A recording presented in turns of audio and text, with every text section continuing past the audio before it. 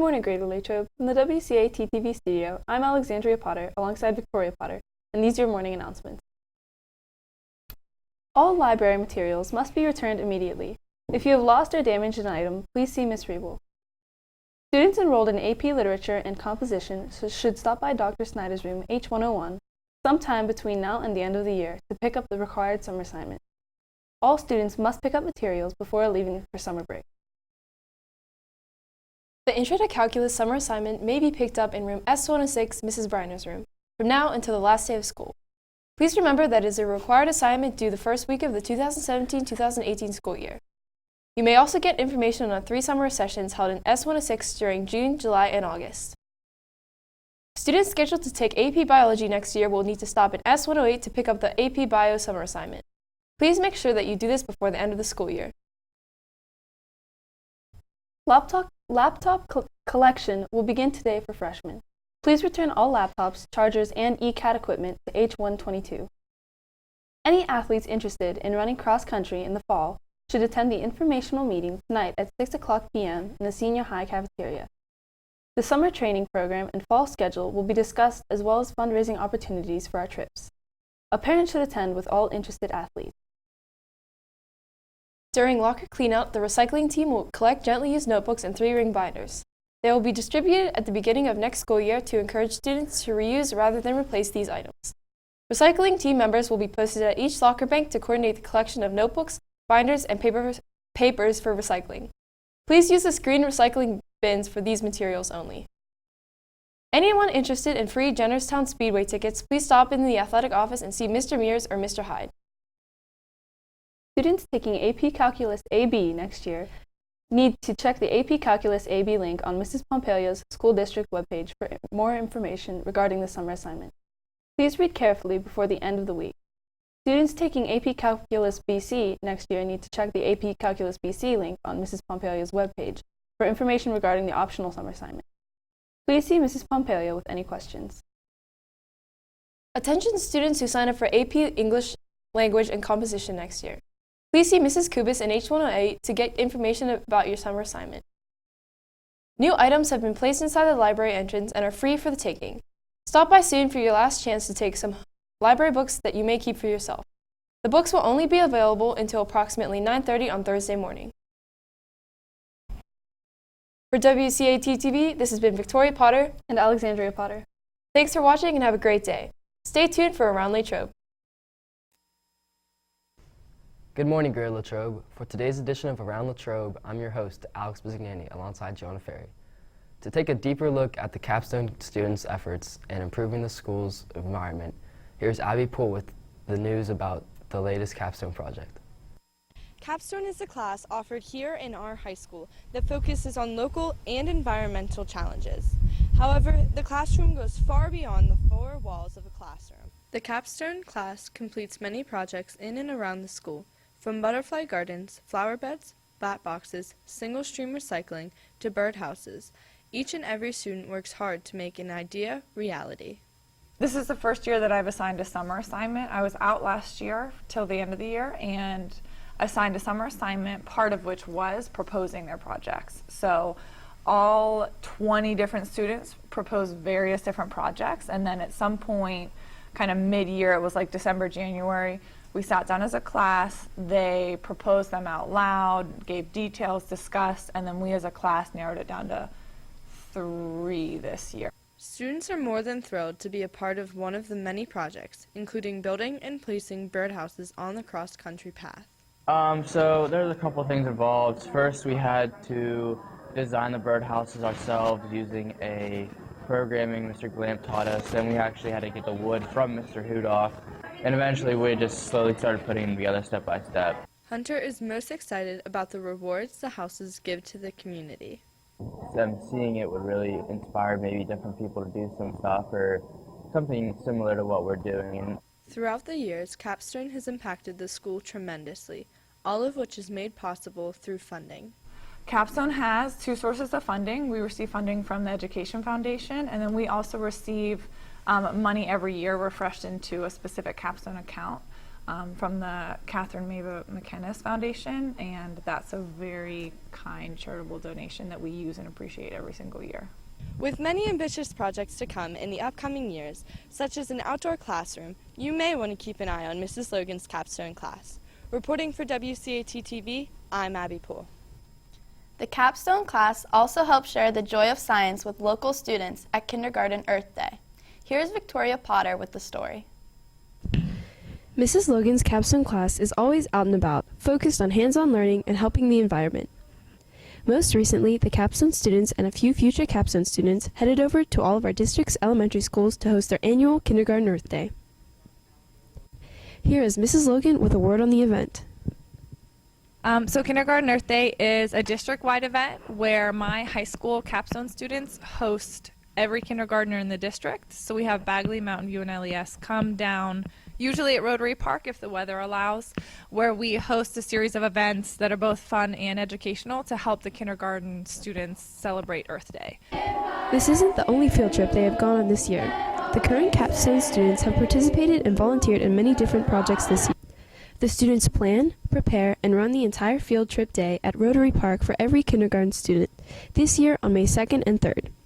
This event is aimed at environmental awareness, education, and fun for the young children of Latrobe. And every year we change the theme to incorporate different learning activities that usually align with some part of the curriculum they've done. So I coordinate with Mrs. Rosa at Bagley, and she'll let us know what they've been studying that year and how that can connect.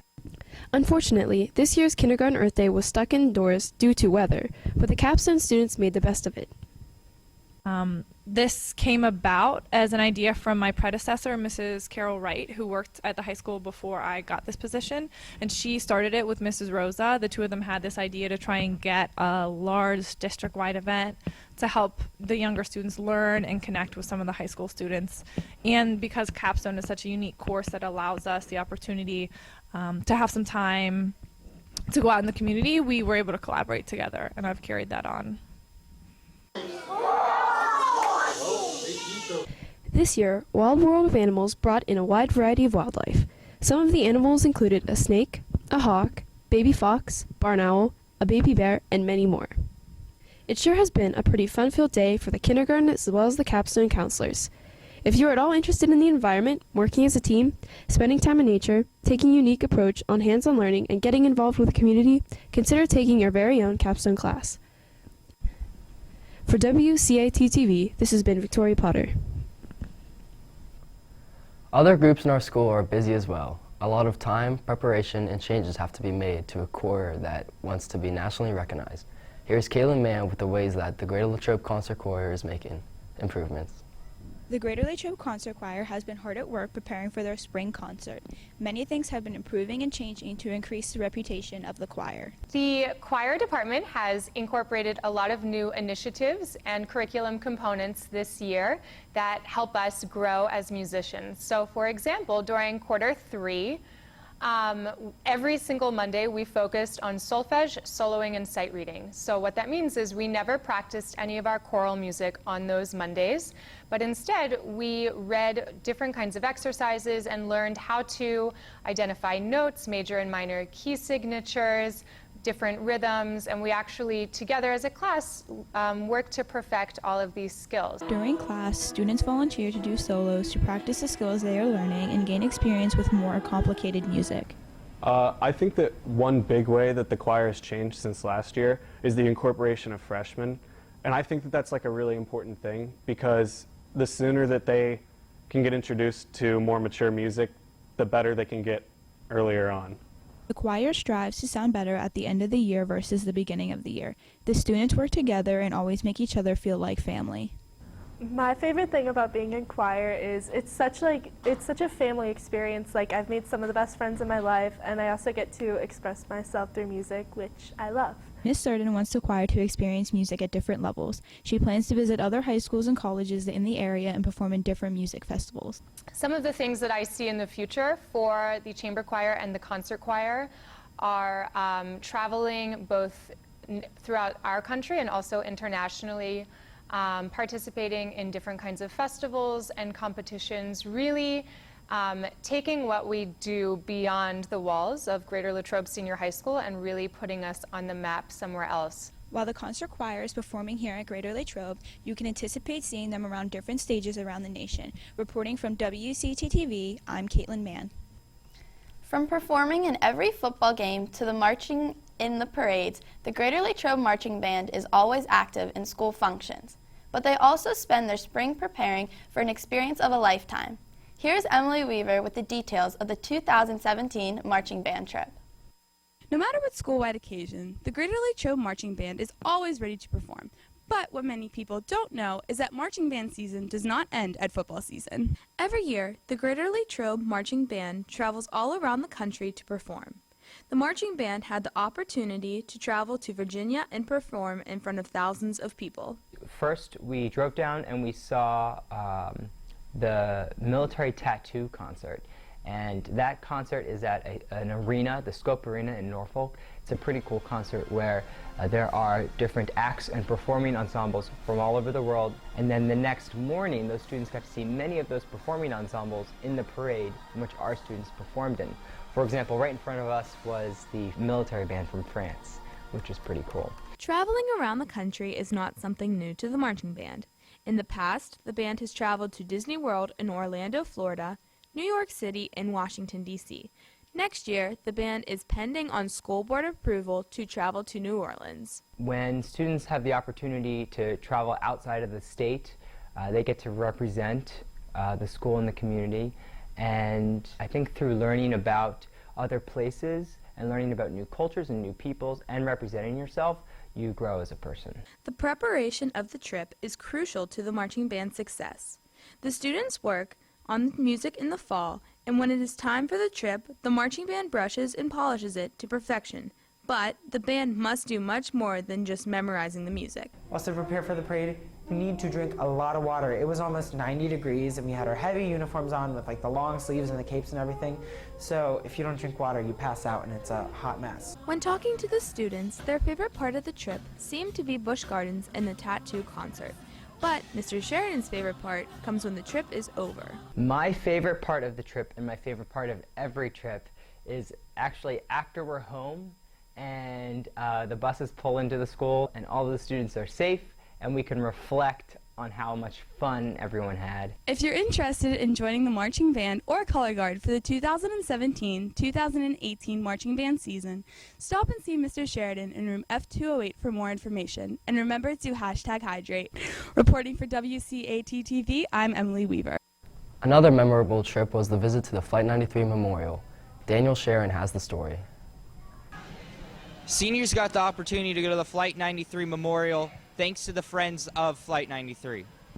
So the history department was very fortunate to receive a grant from the Friends of Flight 93 Memorial. This field trip would be one of the last field trips for most seniors. As a department, this year we decided to select seniors to attend this field trip. This is something that's a pilot group. We have never been out here on a field trip before, and we wanted to see what all was available, what kind of tour we would receive, and where students would have opportunities to learn additional material outside of the classroom. The Flight 93 Memorial is full of many people, and not everyone gets to come and work at this wonderful place. And I didn't choose this job. It just kind of happened. Things are meant to be. I don't believe in coincidences. I was at another park. I was asked to come down here. I was invited to come down here on a 120-day detail. That 120-day detail turned into another detail and another and another. For 2 years I was on details, and they asked me to stay here. There are many ways to learn on exactly what happened on September 11. But at the Flight 93 Memorial, they've been working on an educational program that will help provide more information. Here, I believe, to teach school kids that are coming here. I've been placed here to get this education program up and running. I'm not saying that I will always be at this site, but I go wherever I'm asked. Sometimes we go where maybe God wants us to go. This field trip wouldn't be possible without the help of some very important people, including Jessica Golden, Henry Scully, Mr. Wetzel, Donna Bates, and Mr. Kralik. So thank you for all the teachers that made this possible. Reporting for WCAT-TV, this is Dan. Thanks for tuning into this edition of Around Latrobe. Tune in tomorrow for more in-depth stories about our Latrobe community.